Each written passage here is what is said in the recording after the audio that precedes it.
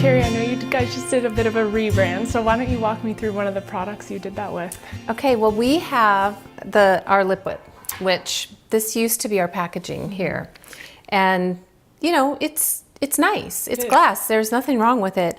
But what we found was so many people had multiples in their bag and they couldn't see what color it was.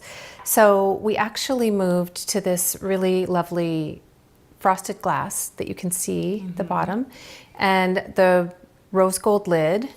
And so the benefit is actually it's a lot slimmer. So if you have a small handbag, it's really great because this was really kind of fat and chunky in your bag.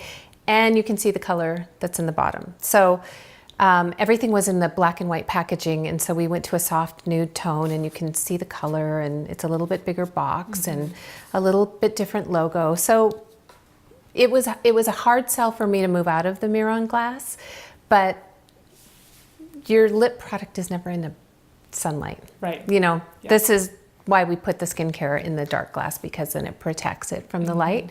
So this actually is in a bag, it's in your bathroom, it's in a purse, it's somewhere. So this is it. And it's beautiful. And so we did a little shade called Rosy Gold to go in line with our rose gold cap. That's gorgeous. Thank you.